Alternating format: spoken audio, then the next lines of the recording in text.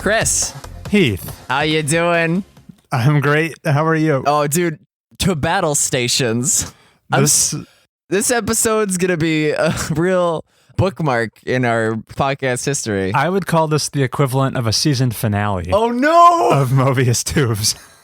Hopefully, unlike most season finales, we will continue to make the podcast afterwards, but that remains to be seen. Right. Hopefully, we'll be renewed by the network. Yes, That's the hope. So there's a lot riding on this. How have you been? What's fresh? What's new?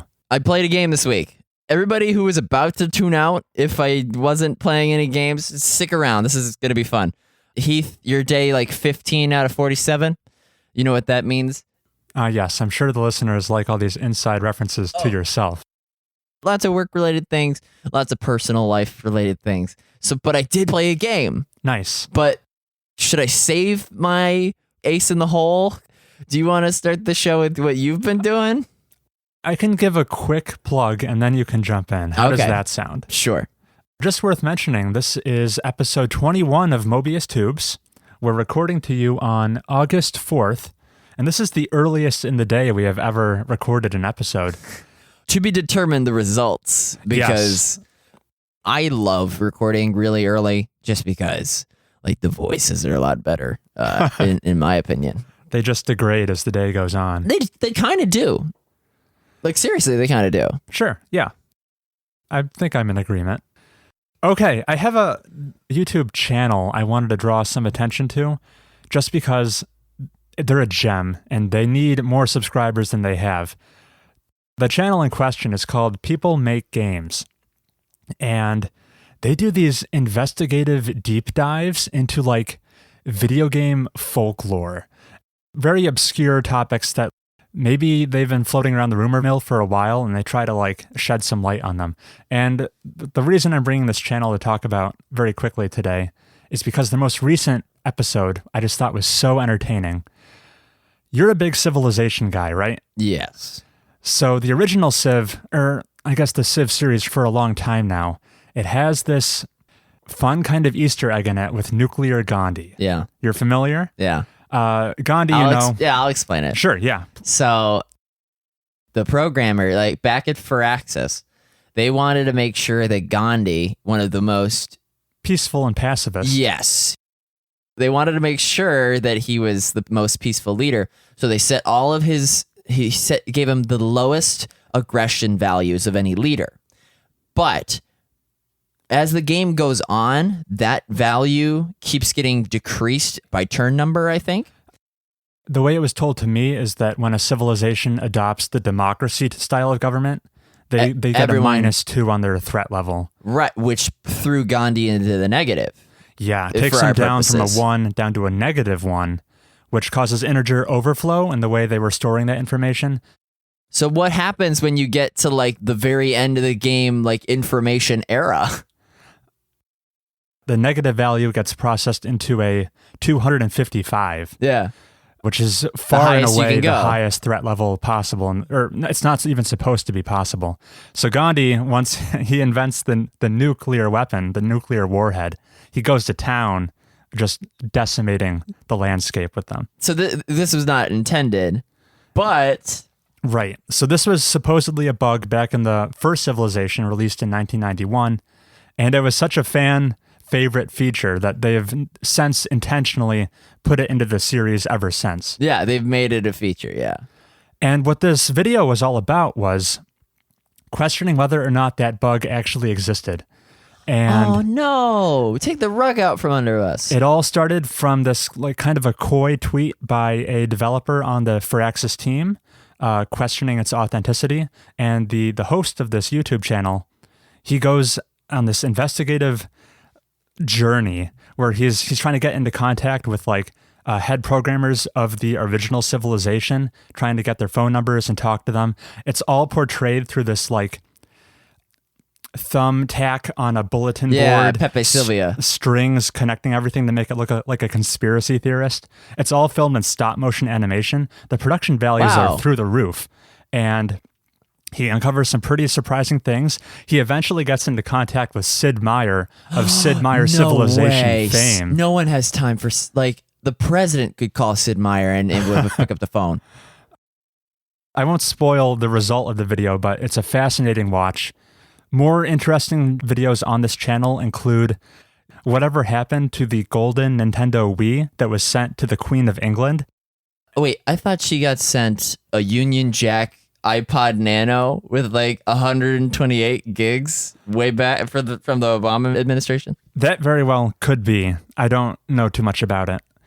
But the Golden Wii was this promotional stunt by now defunct company THQ for their big blockbuster of a title, Big Family Games, What? which is all about throwing horseshoes on the Wii. It's like a shovelware title.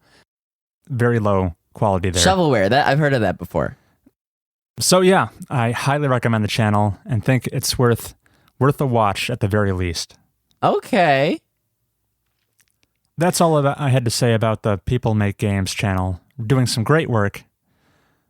What about you, Heath? Well, hold on. All the time you were talking about like the investigative portions of the People Make Games videos, I was thinking of, you ever watched what's the video that was like the Nintendo character with 0 Google results, and it had to do with like big baseball sluggers or whatever? Nick Robinson is the channel. What he did was he played like this old DS game, and in the DS game, it's a really cool... I should actually talk about this. So the way it handles microtransactions is as you play the game, this character will sell you other mini games and other challenges, but for like real money. And the mechanic is that you're supposed to haggle with him to bring the price down to like no money. But if you actually pay for all of the mini games, you'll get a screen in which this character who might as well have never been seen, because why would you ever pay full price for all of the mini games?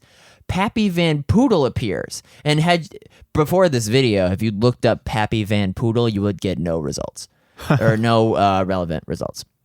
So this is a Nintendo character that up until May of this year was lost to the internet. And although like I think a Japanese creator discovered him in some capacity, but that's all I was thinking of when you were talking about people play games or people make games. People make games. Yeah, we play games. Speaking of that, wait, I just wanted to say, I had an amazing segue there. What's up?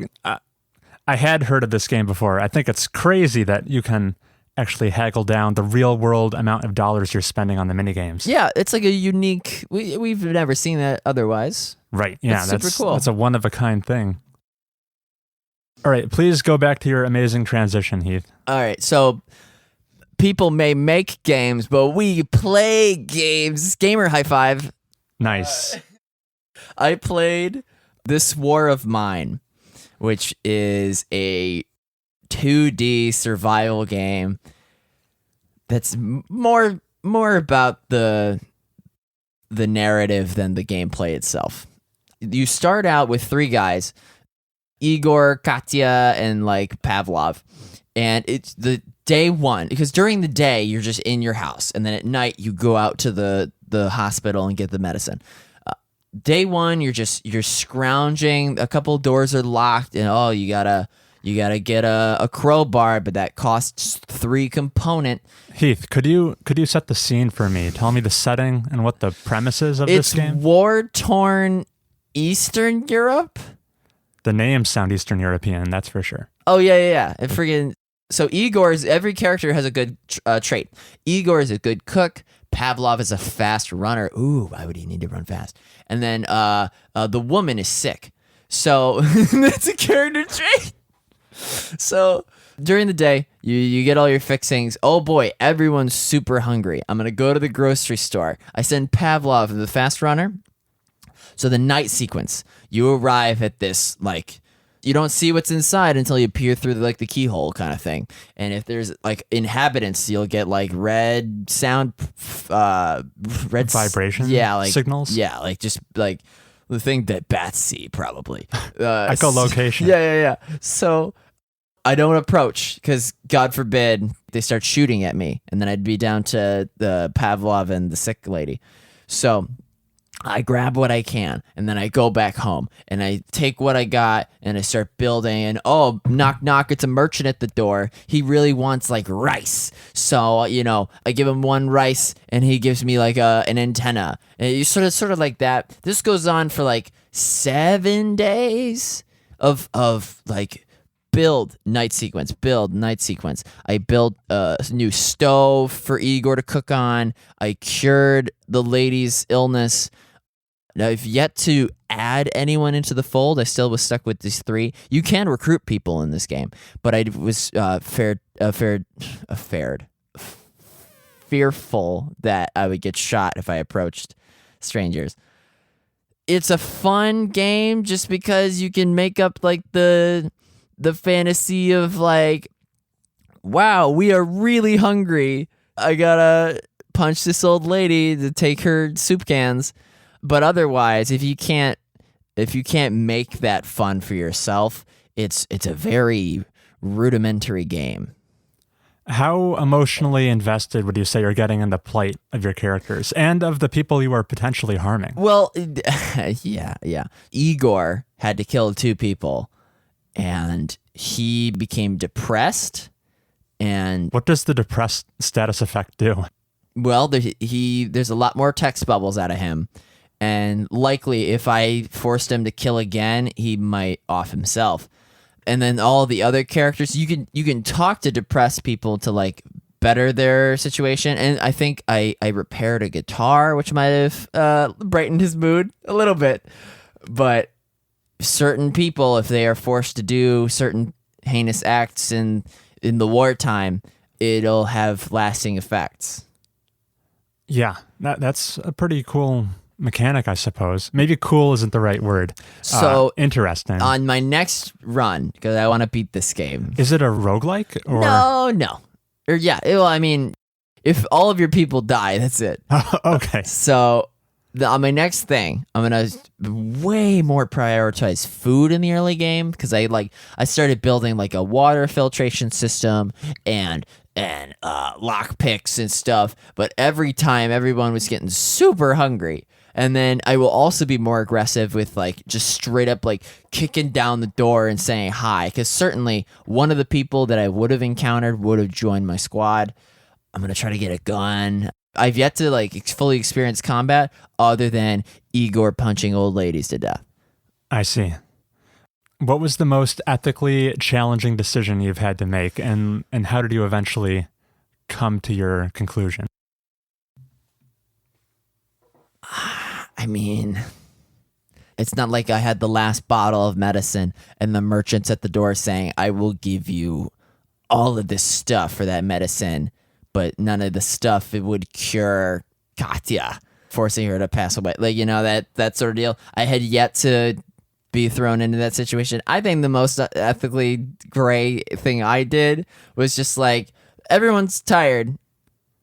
Fast boy, you get in the bed. Everyone sleep on the floor.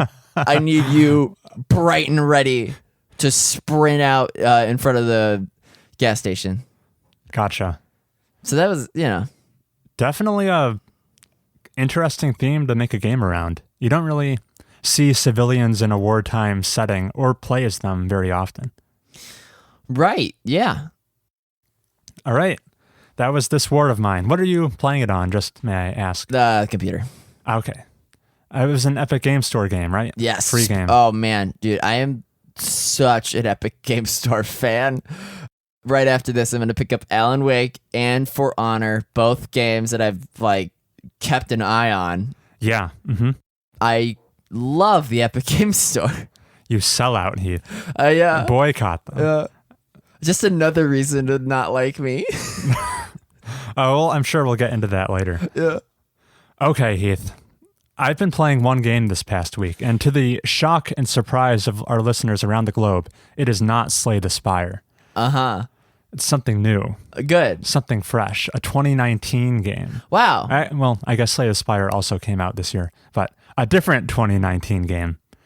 And in order to give you the full context, we have to take ourselves way back to episode 4. Where? Oh, that was the New Year's episode. It was the end of the year special. That's right. Yeah. And to start off that episode, you very graciously gifted me a copy of Octopath Traveler live on the show.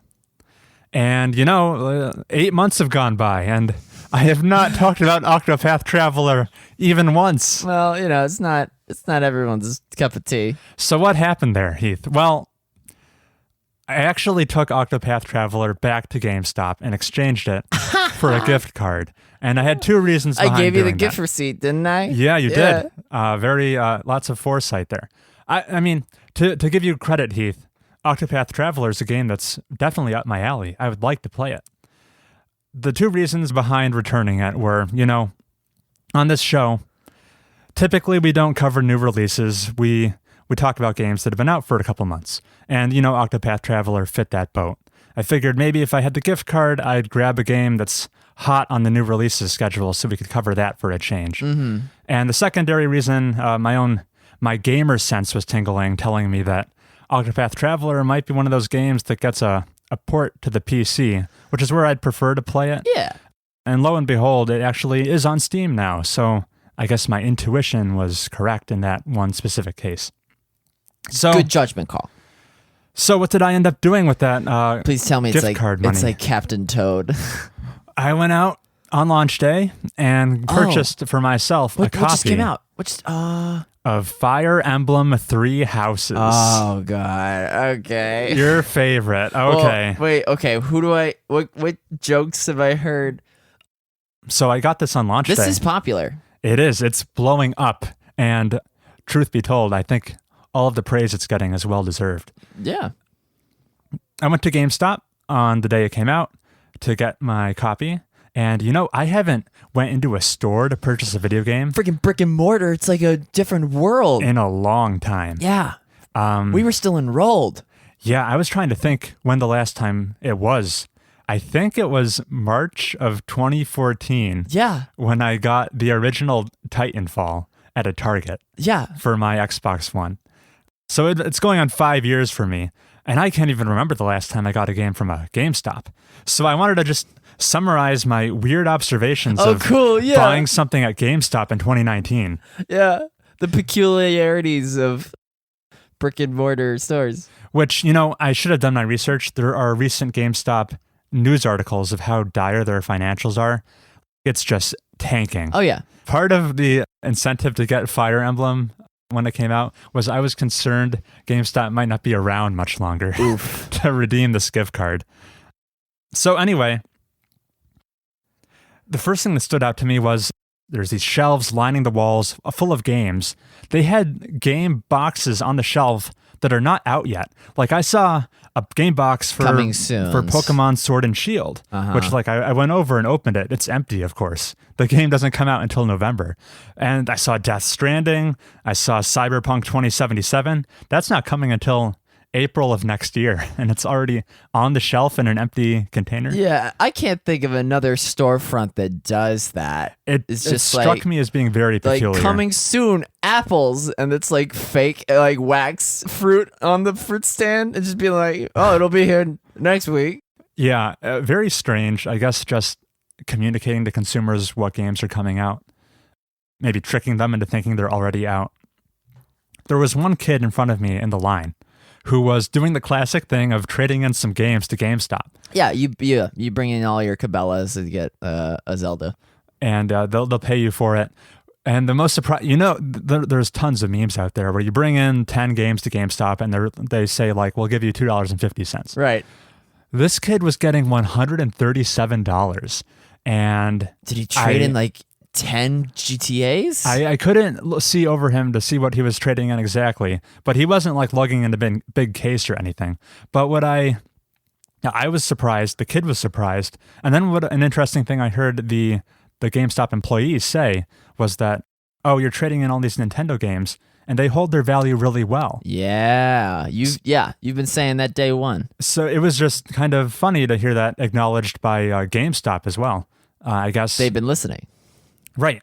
And, you can buy Nintendo games digitally. In the digital era, the traditional law of supply and demand doesn't apply. There's infinite copies of these Nintendo games. Never sells out. But they artificially keep their value high, and it's interesting to see them do that where none of the other big publishers really adopt that strategy. What Nintendo game would be trading in? Like 1-2 Switch? Usually you ought to keep them, right? I'm not sure.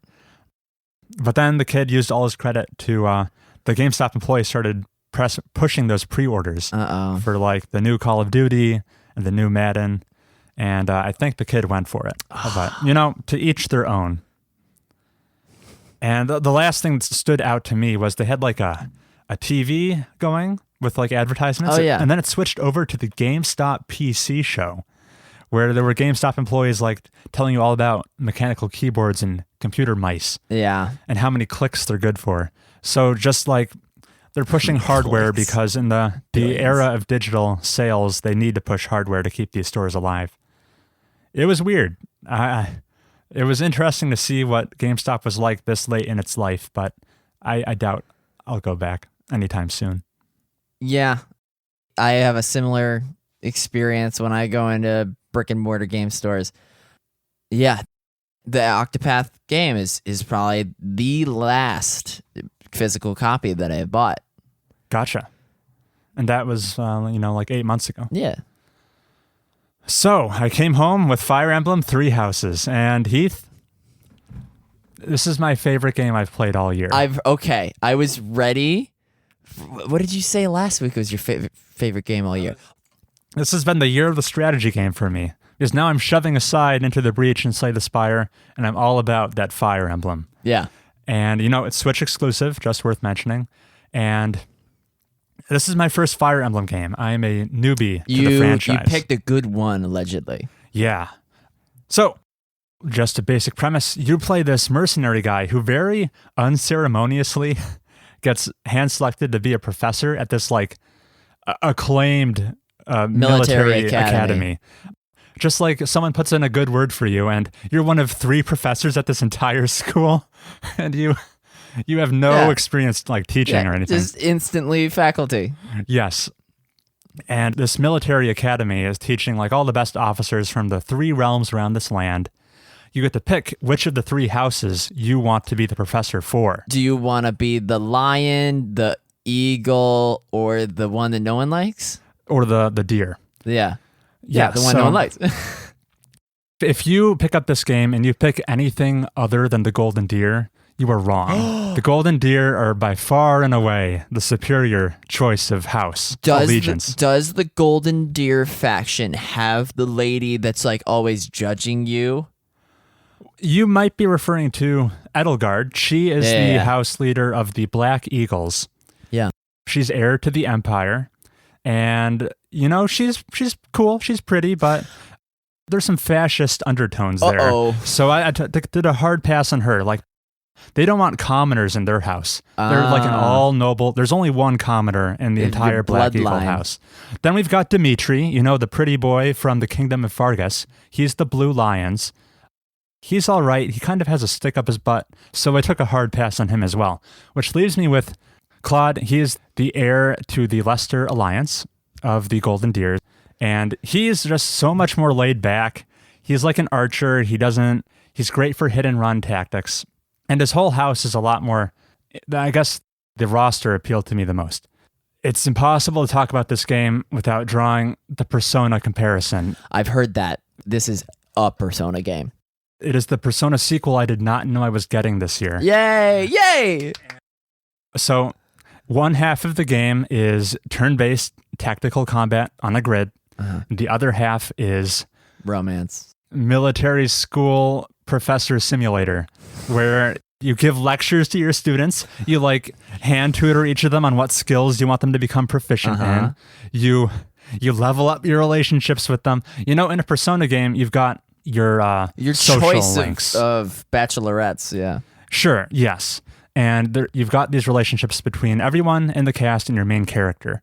But in Fire Emblem, you got your students. You've got relationships between, yes, you and your professor and your students, but also every character in the game also has relationships with one another, not just directly to you. Oh, you can matchmaker. So you can play matchmaker. You can you can like try to manipulate people into liking each other more, and you're just like this third party trying to facilitate it.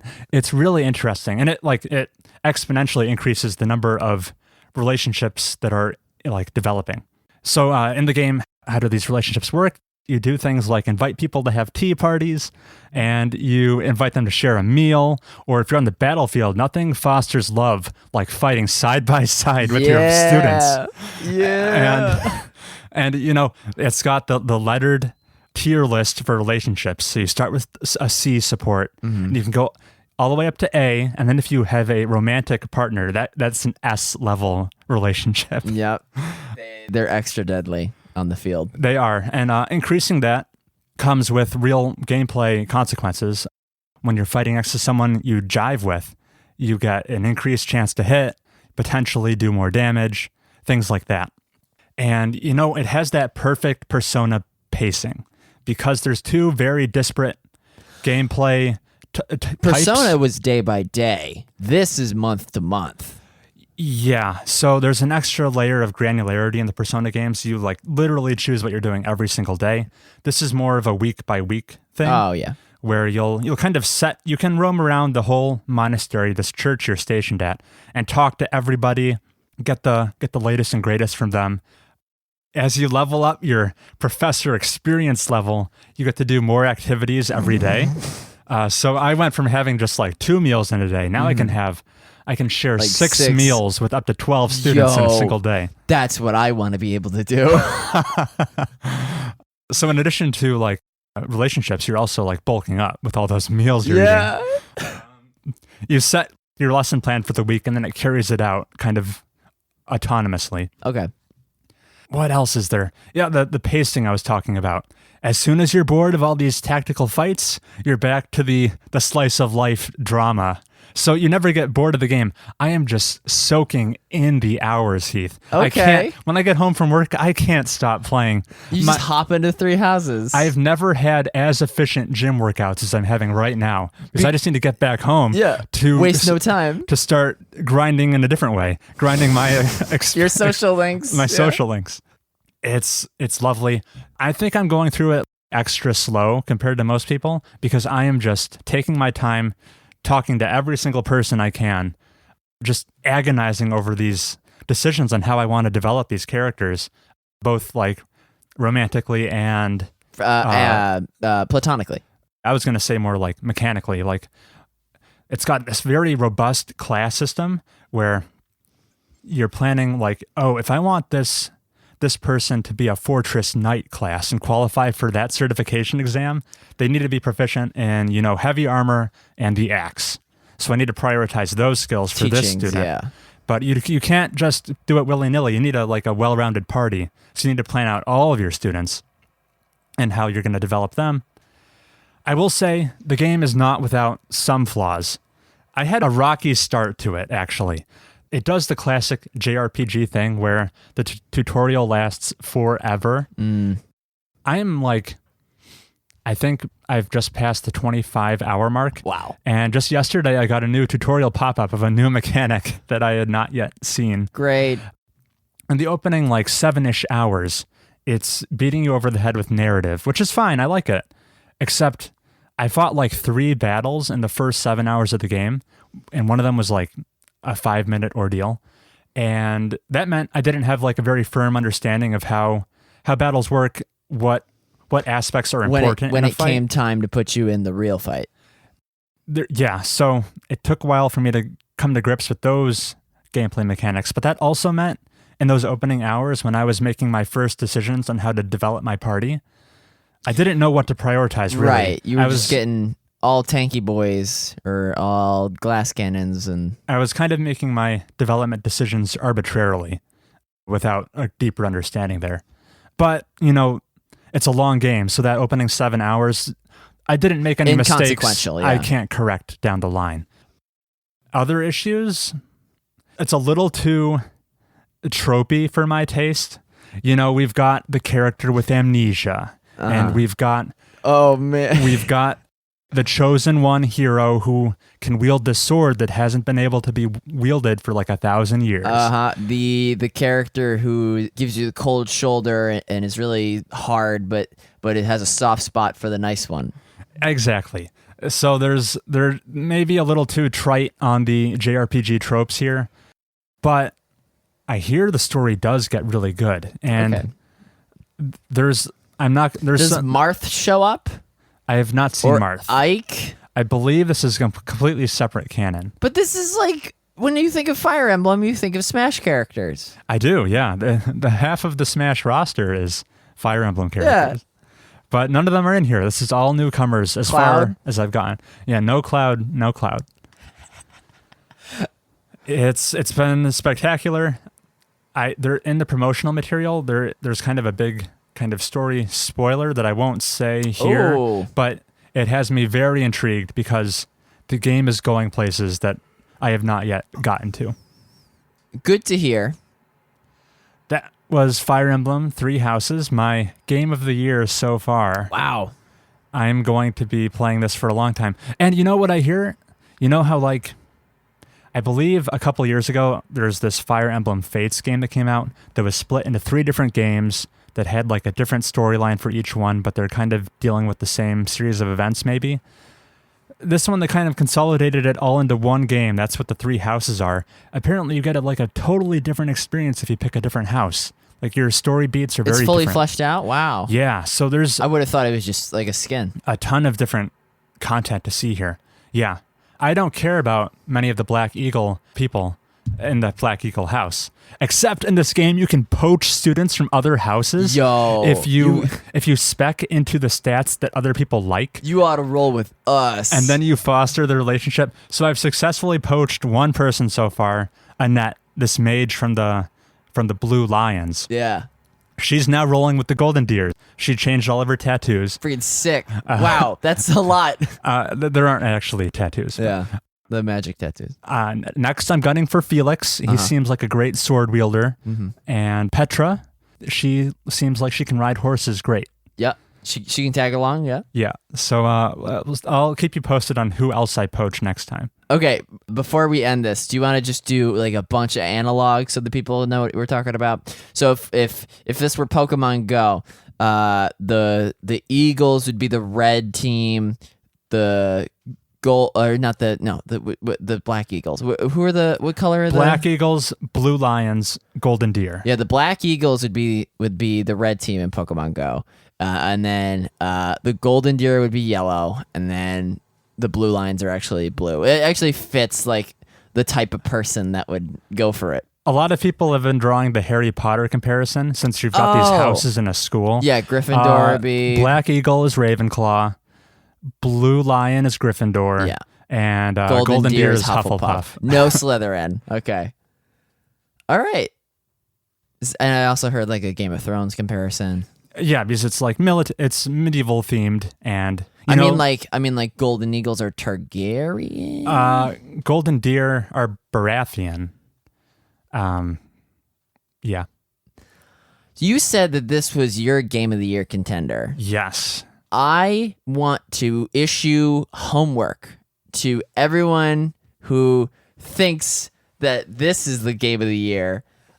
I heard about a game that, and like on a recent episode of the Castle Super Beast, they talked about a game, not Outer Worlds, Outer Wilds. You've heard about this. Yeah. Your homework, Chris, is to play that game.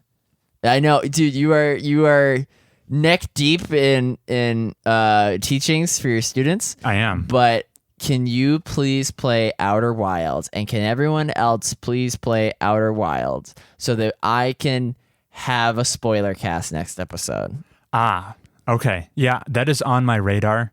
I would like to get to that game. It came out of nowhere. They were working on it for like 6 years. To be it's like an exploratory space puzzle game. Yeah, and it's kind of on a loop. It's like Groundhog Day, I've heard, where... okay. That's all we'll talk about. Okay. It's No Man's Sky, if No Man's Sky was good. Yeah. So, we look forward to more Fire Emblem, which is something I never thought I'd say. Hold on. So yeah, you can romance people, but you're not just. It's not a baby factory where you're trying to get like super soldiers. The previous games, I think you could have kids. I don't think that's the case in this one. Thank goodness. That was a creepy mechanic where it's like just make the ultimate warrior. Yeah. Now we've progressed much further in 2019 where you're just dating your students instead. Yeah. Ooh, way better ethically. All right. So that's our week. Yeah. Right? I think it's the appropriate time for a break.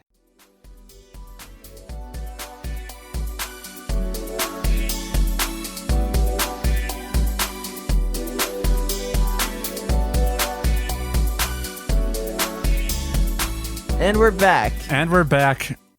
We've been covering the Netflix Witcher show for a little while, and I think one episode. Just about one episode. It got a brief shout out during the Cuphead show announcement. Yeah. Anyway. Oh, so yeah, two. Sorry. The Netflix trailer dropped for it. Heath, as someone who has not even seen a Witcher before, Geralt. how do you feel about the trailer? What are your impressions? So I think the show titled The Witcher should center around the Witcher, Geralt.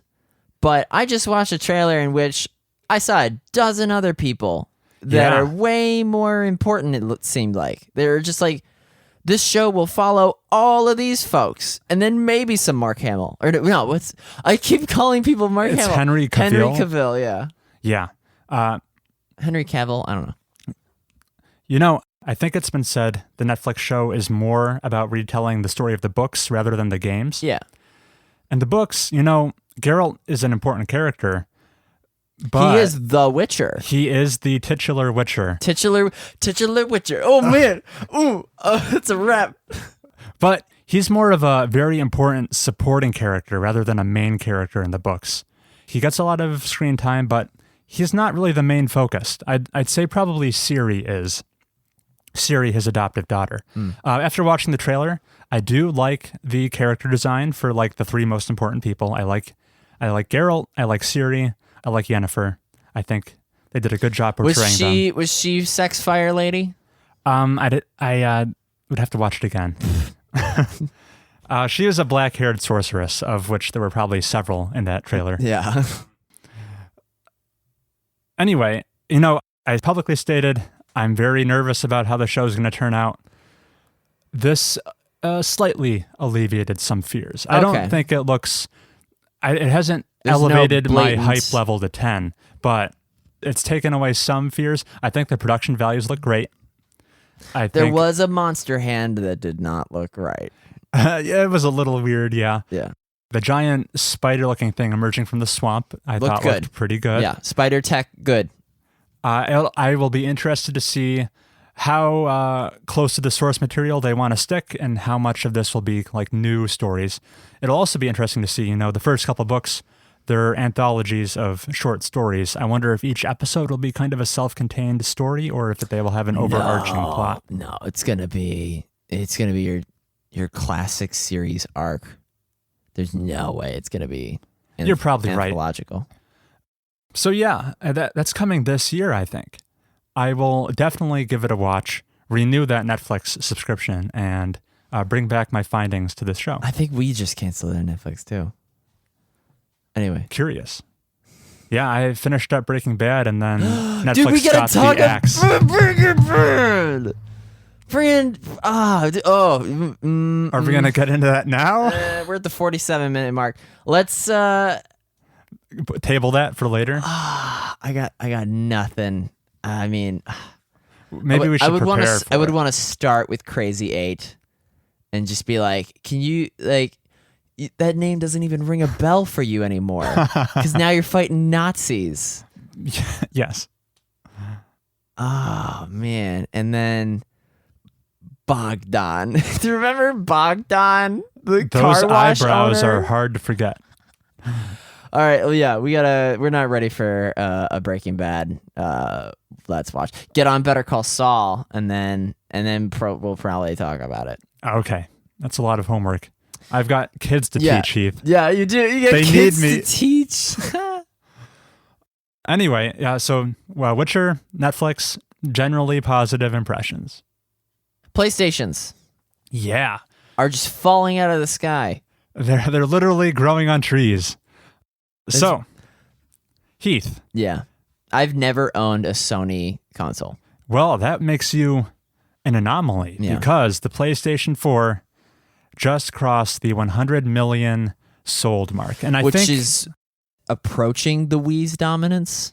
very, very close. Wow. Wow, that's so crazy to think about. So just worth mentioning. Because there's a Wii in every home in the world. Every retirement home. Yeah.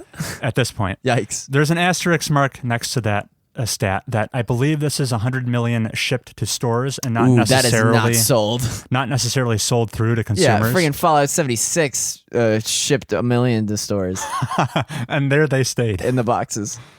All right, I have the Wikipedia list here. The PlayStation 4 now is at 100 million, joining the rather elite group of 3 other home consoles that have passed 100 million. I'm Heath, about can you to name them? Yes, it is the Nintendo Wii and the Nintendo DS. Or wait, do you include handhelds in this? You're right, the Nintendo DS is above the 100 million mark. Let's just talk about the home consoles. Yeah, okay, so then it's the Wii and the... There's 2 other ones. There's 2 other ones. 2 other ones, Okay. yeah. It's got to be another Nintendo, surely. Nintendo 64? I'm afraid not. No. It's not the 360. It is not the 360. So it's got to be the PS3. Not the PS3. What did the Dreamcast just break the threshold? I'm a little surprised you don't know the number 1. I thought that was fairly ubiquitous knowledge what the number 1 console is. The SNES? It is not. What am I? Wow, I'm getting blown up here. You'd think I would know. Your credibility is dropping by the second. Holy cow! The number 1 best-selling game console, Yes. the Atari. Think about what might have sold well due to a factor that's not related to games. Maybe a feature that wasn't found in many households until this provided an easy way to get it. It worked as a DVD. The Xbox original? No. What am I talking about? The Xbox One. No. I'm naming every console. This is embarrassing. We already talked about the PS. We were talking the stories about the PS4, so it's not that. It's not the PS3. PS2. It is the PlayStation 2. Christ. The PlayStation 2 sold 155 million units. Mainly because it was like the cheapest DVD player on the market. Functionality, yeah. And Sony also just tapping in. Even after the PS3 came out, the PS2 was huge in like emerging video game markets, like South America, I believe. Oh, ooh. I think it's still popular there today. What? Yeah. Wow. Because they have such a crazy high import tax on like new consoles.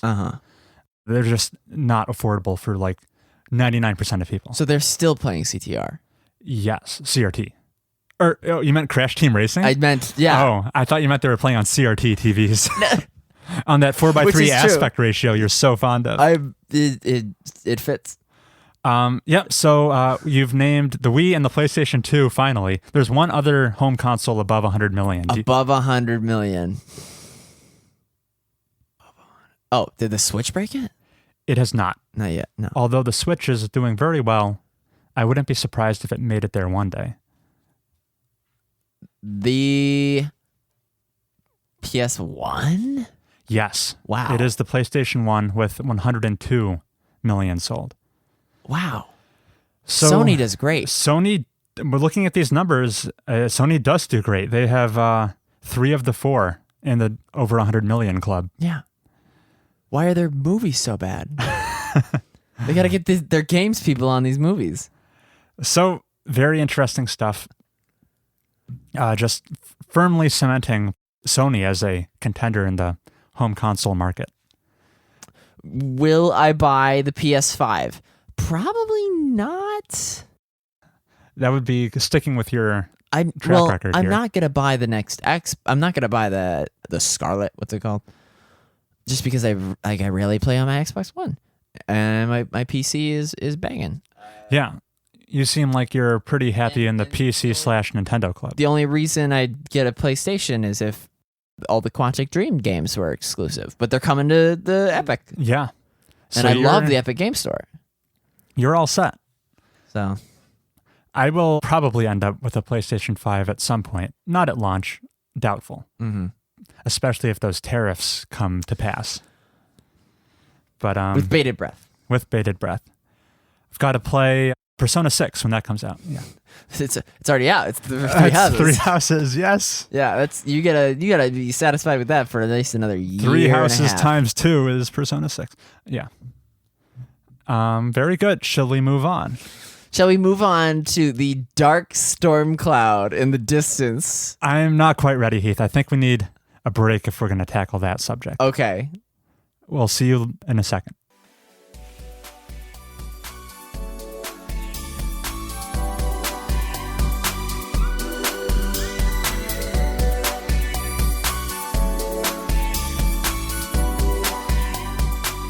And we're back. Traditionally, this is the email section, but we're also going to make a kind of a corrections section here. Wow. Listeners... Did I have any corrections? Good thing. We should check to see. No, that docket is dry. Just for you. There's more text on like a bottle of prune juice than on my dock.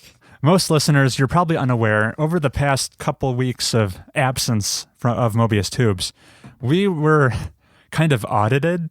Not financially. It's literally an audit. We were audited for our content based on one very outspoken listener. Everyone to their battle stations. We are under fire. Yeah, so and by we, I mean me. I was definitely called into question a few times. Let's start. What order do you want to tackle this? Well, let's start with like how we didn't talk about the certain games and stuff. Like the very, very beginning. Oh, I was going to ignore that stuff, but it's just if you think it's worth a mention to start the snowball, build up to the more hard hitting topics, the damn near show ruining allegations. Yes. So the first topic we need to address here is we were told we maybe omitted some important things during our How to Get Into Gaming episode. That's the end of episode 15. An ancient episode at this point. Yeah. We were giving advice on what we recommended a newcomer does to get into the hobby of video gaming. What was the major criticism? We didn't talk about... One big omission of ours... what's Exhibit A? Was we failed to mention like the wealth of free-to-play option games out there. Things like League of Legends and Dota 2. And Hearthstone. Teamfight Tactics, that's a thing. And all these new auto chess games. And, for a newcomer, barrier to entry is 0 with these free-to-play games. But we don't like them. We have the reason being? We have our biases here. We don't play a lot of them. Also, the way these free-to-play games are monetized, some people take issue with the fact these are the more predatory games out there that try to exploit microtransactions and loot boxes. Yeah, what did he say he spent like $40 on FTO or not FTL? No, what's not FTL, sorry. FGO, Fate Grand Order, right? Okay, yes. Fate Grand Order. Didn't he admit that? Should we talk about that? That has nothing to do with us, so. We also failed to mention how on the PC you can choose from a variety of input methods, whether it's the mouse and keyboard or the controller.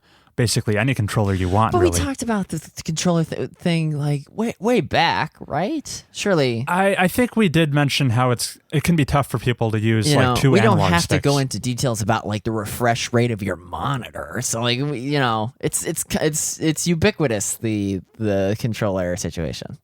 I guess we failed to mention how much more freedom you have on the PC. I object. Okay. Please put this to Ace Attorney music. Is that a request to yourself? I mean, just the listener. When there's like the animated short of the Mobius Tubes audit. So we didn't mention free to play or the control schemes.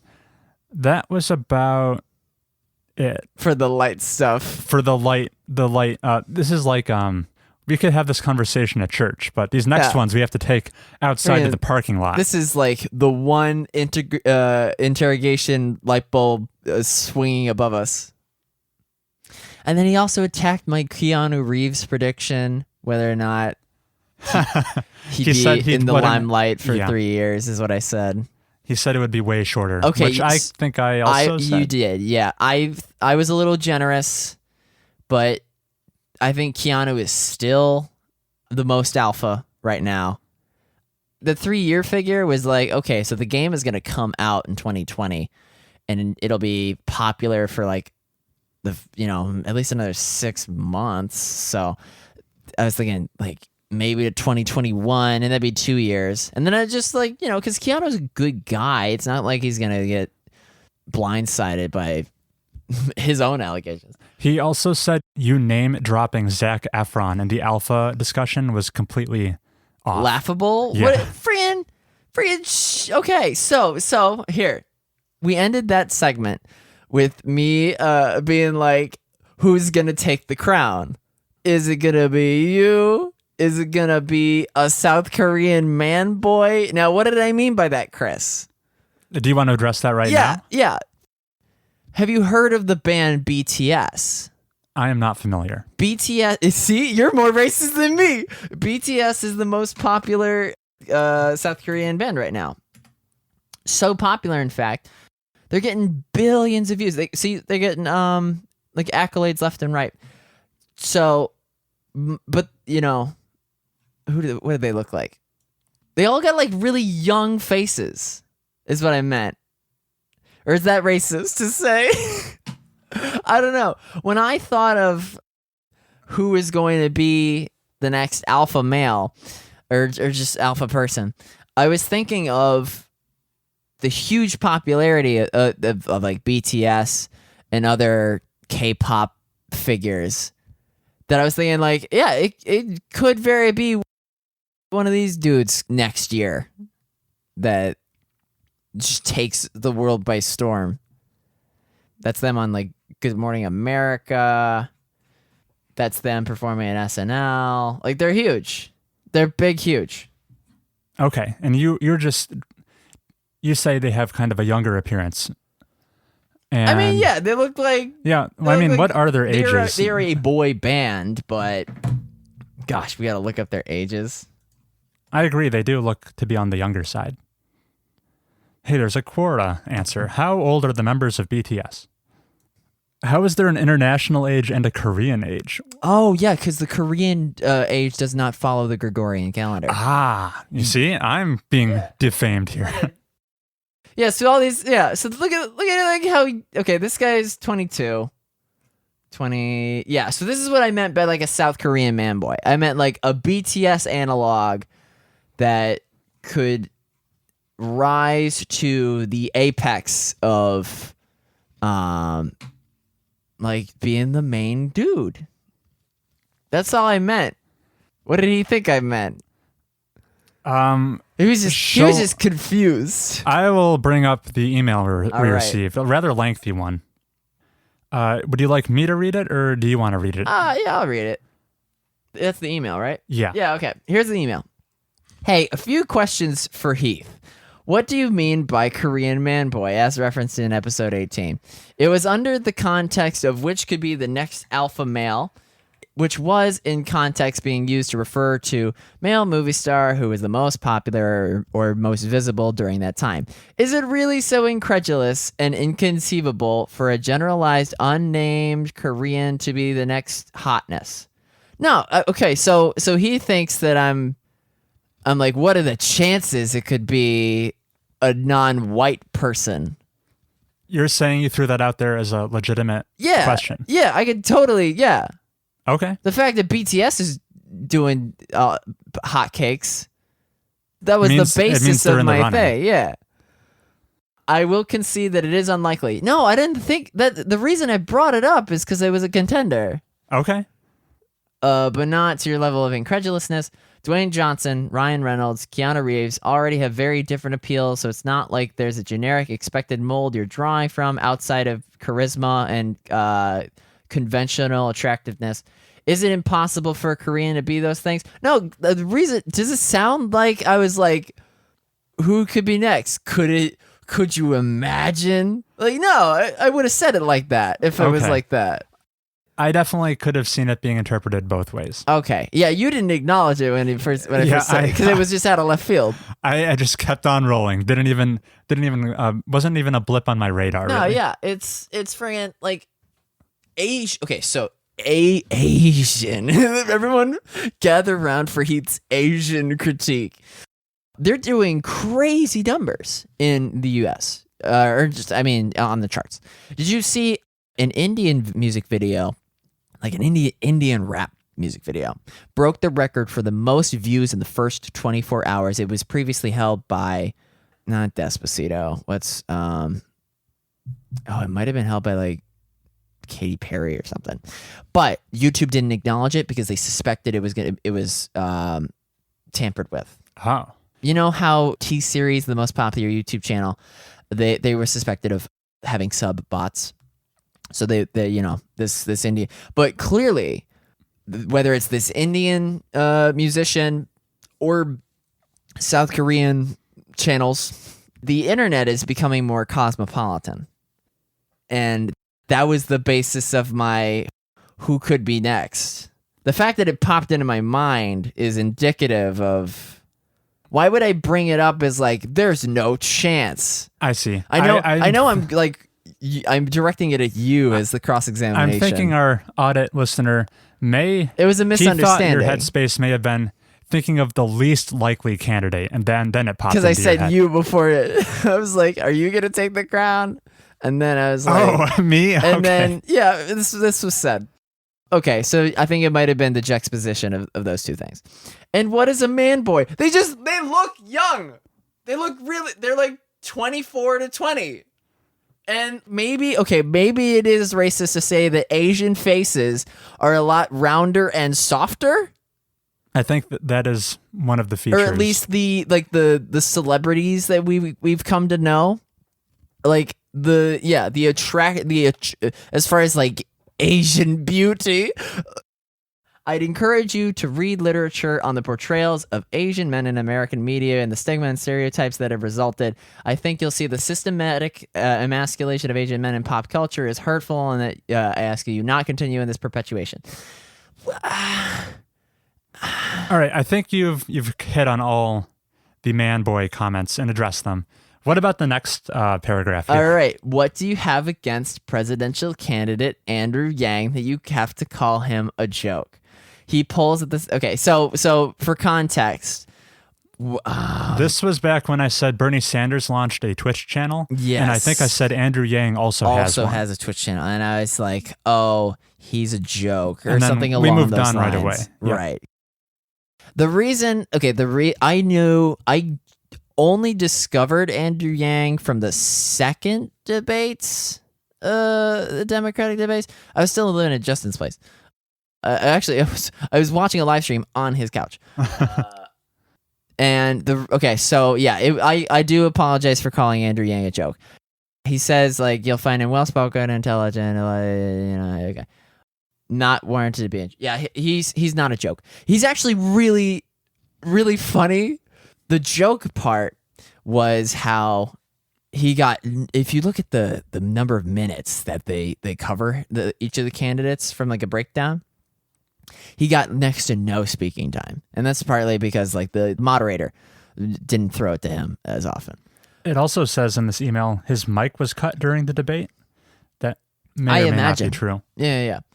But while I was watching the live stream, people were trying to like boost him as being like an underdog and being like hashtag Yang Gang, and then after somebody like said something, they'd be like, good one, Yang. It's just kind of getting on the bandwagon.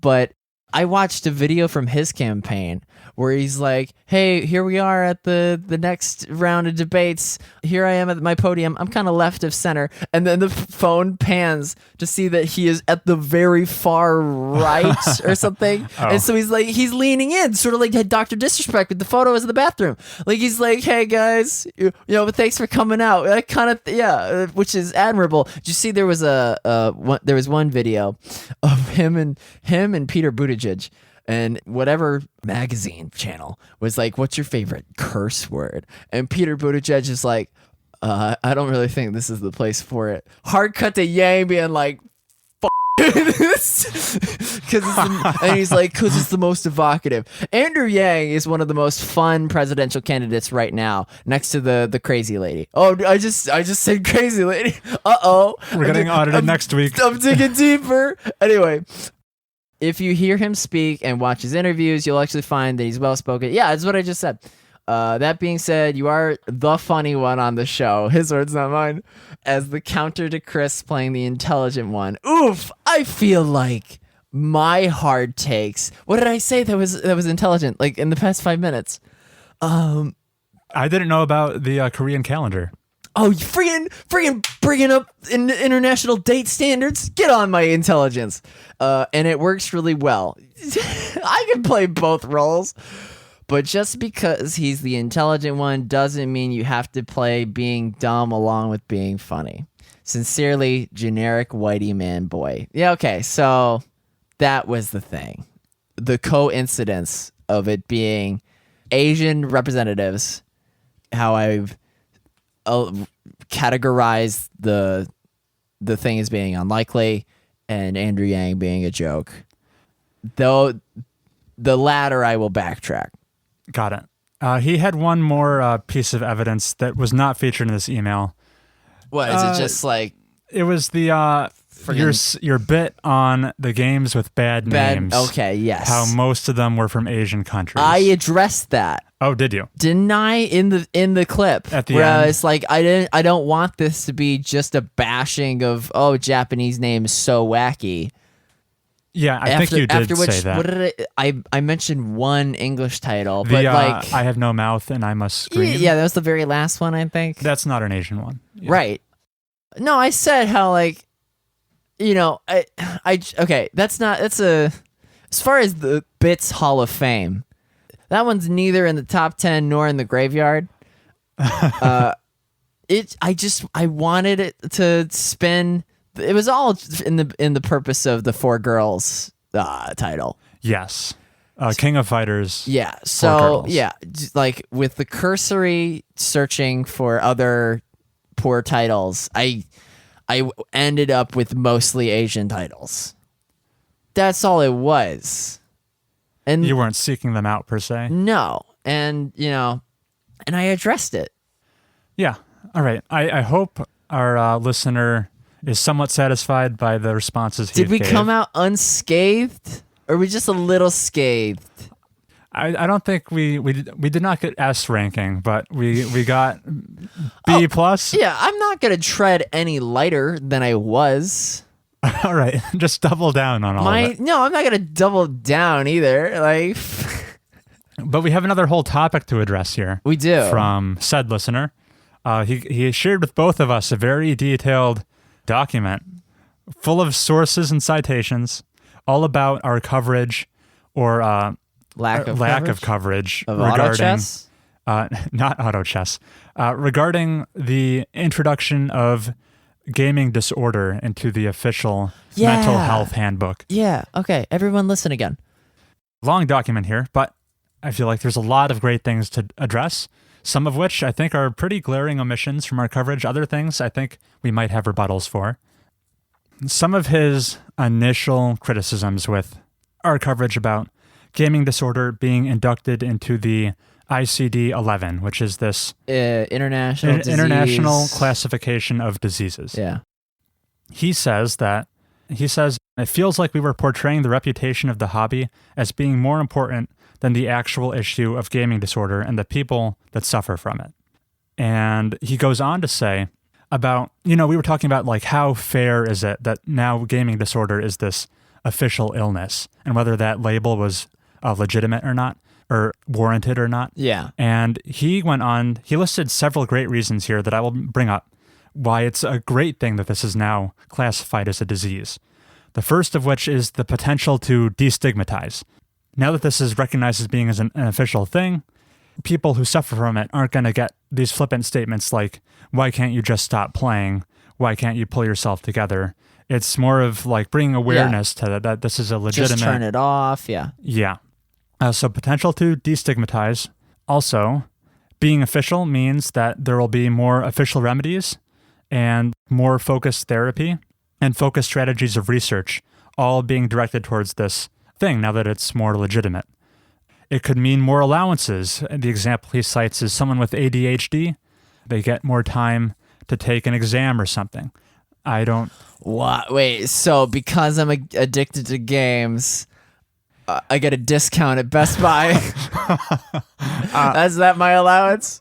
Yeah, I don't necessarily know what the allowance might be. It's not like a learning disability, per se. Would the allowance be like making analog versions of digital things? So like you wouldn't force your video game addicted person to have to log in to access some public service. Maybe an allowance could be ensuring a paper version of whatever kind of, in a world in which like we're like all digital all the time. You wouldn't force your drug addict to inject vitamin D with a hypodermic needle. Right. Wow. What? You don't make an alcoholic take an exam in a bar. Yeah. So making sure That's interesting. Making sure there's like a Amish version of whatever. Just trying to put up layers of separation between playing a video game and whatever task is at hand. Yeah. Whether that's like electronic voting, which will eventually happen. Another good thing was being official. It may mean insurance may be mandated to cover certain health provider costs that would otherwise not have been covered. Mm-hmm. So those were very good points that I had not considered. I don't want to put words in your mouth, but we didn't talk about them. That's for sure. The approach we took was more anecdotal, talking about how fair is this for the medium instead of talking about the human element. Mm-hmm. Is there anything you want to speak to about that? If you want me to talk while you're thinking, I could. What are you thinking of? All right. Well, like you said, anecdotal. As humans, we more easily jump to experiences that we've had. Like a case by case, yeah. And I think we've said the times game addiction has cropped up in our life has been somewhere between non-existent to like sparing, being at the very cursory edges. So you're right. When we talked about it, my mind did not immediately jump to the human element, and that comes across during the discussion. I did talk about the reflection of this on the medium, and if I want to be objective about it and talk about which one of these two conflicting issues is the more important one, it is without a doubt that the human issue, the people who need the help are receiving the help. Yeah. That said, why I was so eager to jump to the defense of the medium kind of gets into why I wanted to start this podcast in the first place. Video games are often portrayed in a less than ideal light, both in the mainstream coverage and, even the gaming focused subcircles of media. They're very often pretty negative focused outlets as well. Fortnite's, what is it, $3 million prize pool for their most recent tournament is still getting like what from like the elderly, when they turn on ESPN, and then it's like, so my grandson could make money? Right. That's still stigma. Big video game sites, they probably do this as to de-incentivize these practices occurring, but they're very quick to like blast and pan games that come out like underbaked, underdeveloped, things that come out prematurely, things like Anthem, things like Fallout 76. The negative headlines are the ones that grab the most people. Yeah. So it feels like a lot of the discussion around games is focused on the negative. Which is why we felt the need to advocate for the games. I wanted to make this podcast to be more focusing on the positive. Not saying we haven't had our segments dissing Fallout 76. We've had plenty of them. Yeah, I thrive on that. And I'm not saying we shouldn't give these games crap when they are clearly these half-developed products that employ bad business practices. Right. I just think that maybe the focus they get should be diminished, and we should focus on all the great things that are happening. And part of the reason of making the podcast was to portray the medium in a better light, to maybe make one or two people out there who haven't played a lot of games maybe try them, because I think games do offer a lot of great things that maybe aren't often highlighted very portable, applicable things to real life. Examples of which people say, like, the benefits of video games, maybe you're helping your hand-eye coordination, but that's about it. Video games have taught me a lot of lessons that I use on a consistent basis. What am I talking about? What are you talking about? These are more like portable ideas than, say, Conversation pieces?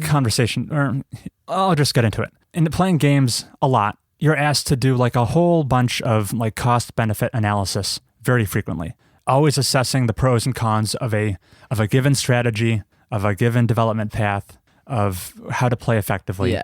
Do you send Igor to the military surplus, or do you send him to the nice, safe garage? Do I take Raphael from the Golden Deer and make him a tank? Or is he better suited to be a mage? I don't know. In real life, maybe people aren't in the habit of sitting down and like trying to objectively thinking about their course of action before they go down a certain trail. I guess what I'm trying to say is video games have established that habit for me. Other things, becoming comfortable with delayed gratification. Games are long, and sometimes the goals at the beginning of a game seem very far off and unattainable. That's a situation I throw myself into every time I start a new game. Like some of these Fire Emblem classes are going to take dozens of hours of gameplay to qualify to like rank up my unit to that specialization. And the only way to get there is if I focus on it from the start and get all of my gameplay priorities channeling down that one single trail. Increasingly, it seems like we're all about instant gratification. Yeah. That's thrown at games very often as well. How they're a quick in the moment dopamine rush and they provide little else. But they provide they've given me many more opportunities than I would have in my day-to-day life to chart out a trajectory and see it through to completion. Oftentimes in like a strategy game, like a 4X game, you're building up your infrastructure so that it pays you dividends down the line. Yeah, you reap the benefits of the engine you build. In Total War, if I spec into full military right off the bat, that's not going to be financially sustainable. I need to make all these farms first over 10 hours or so. Yeah, R&D, yeah. So that I can then put all that R&D into having a sustainable military. Yeah. You can't just go for the easy, quick win. It's not a good strategy. So all these things the games teach me, like engine building and seeing the effects of compound interest over and over again. These are portable lessons. And I'm not saying you can't learn these lessons in the real world. Portable, you mean like applicable Widely to... applicable. Yeah. I say I use them in my life. I use them in things like how I schedule my work management, my time management, sometimes in my finance, sometimes in things like diet and exercise. So those areas, I feel like they've made me maybe more intentional with how I approach those things, more deliberate. And I'm not saying you can't learn all these skills in the real world. You can. I'm just saying that games shouldn't be disqualified just because they're recreational. Yeah. And they also, it's not every day I'm charting out my 5-year plan of my career, but in games, there's that. I do that every day. Oh, okay. I do that really often. Never mind. You proved me wrong. In games, they're providing this extra layer of repetition of you going through that same process, that healthy, routine, smart routine process over and over again, so that it becomes more natural when you try to apply it to your real life. So those were things I feel like games have helped me become a better person in. I'm not saying you should just play games to better yourself. That's great. You should also do them because they're a fantastic source of entertainment, and they've been a huge contributor to like my sense of joy, and I want more people to experience that. Selfishly, so that I have more people to talk to about them, but also because I think they're beneficial to them as well. Getting back to the addiction, the human aspect of the addiction thing, didn't someone write in about the Fate Grand Order and how they spent like $40 over 2 weeks? And I Yes. sort of made light of it when It really shouldn't be a joke. I wouldn't joke about someone's like fentanyl overdose. Although didn't I with the HQ thing? To be fair, though, I think there's a difference between overdosing on a drug and spending $40. Clearly. I spent more than $40 yesterday. Yeah, on your new Persona game. Yeah, so we ought not joke about those things just because it's not affecting us. What else can we grab from here? Well, I think like in the future, if we do have more socially impactful stories, or at least this will be more in my mind. I'll think less of like the fun aspects of it and more of how everyday people are affected. That's just going forward. Yeah. He mentioned how we said we don't know any addicts, and he said, that probably makes a lot of sense because they tend to be more reclusive or introverted, and they're not like advertising this behavior of theirs. I have a compulsion. We could be encountering addicts every day and not realize it. That's a good reason to be less flippant, maybe more careful when we discuss empathetic. That's a very apt word. How do you feel about this? I had this one line from the last episode where I said our entertainment is becoming too entertaining. Yeah, and then launched into the postmodern critique, right? Yeah. He said he outright disagrees with that premise altogether. Oh, it was such a good Chiron. He says it's an addiction. It's not a conscious thought like, oh man, I like this entertainment so much, I can't stop. Oftentimes while gaming, there is no pleasure or entertainment involved. Yeah, it's all need-based. But it just clicks the right dopamine triggers and it gets that chemical reaction flowing in the brain. He says he really does not think the quality of video games is a factor at all, outside of the fact that it just clears this like minimum threshold of being like good enough. Once anything clears that minimum threshold, it has the potential to be addicting. He says that accessibility is a much bigger factor in why game addiction is cropping up these days. If we go back to the 80s, where game arcades are how people primarily interact with video games. And those are super niche. You have to leave your house, drive to the arcade, keep plugging in quarters to play a game for 5-minute chunks. Arguably the least accessible of video games. Very inaccessible. While today, you just hit download. All the adults already have their phones. You have your phones, you hit download, you can get a game. You can get a new game without ever leaving your house. With Google Stadia coming out, you don't even have to download anything anymore. Within moments of thinking about playing a game, you can have it streaming to your phone. That being said, do you really think that if the games are not quality, how engaging your video game is does play a factor? I'm in agreement with you. Surely. What's another compulsion? Like hand washing, right? Soap is accessible, but it's soap. It's not God of War. I think you're maybe crossing two streams. I think he's right. I think accessibility is absolutely a factor because if people can't play a game, they're not going to get addicted to it. So we failed to mention accessibility. Yeah, we concede there. But I take issue with him saying quality is not a factor at all. Yeah. If it were boring, fewer would do it. Let's talk about the inception of video games. Like you said last week, go back to 1958. Tennis for two. Tennis for two. If we got everyone in the world to play tennis for two right now, I don't think we'd see addiction rates of 3 to 4%. Millions and millions less. There's not enough mechanically going on there to engage the brain for that long. Some would be addicted.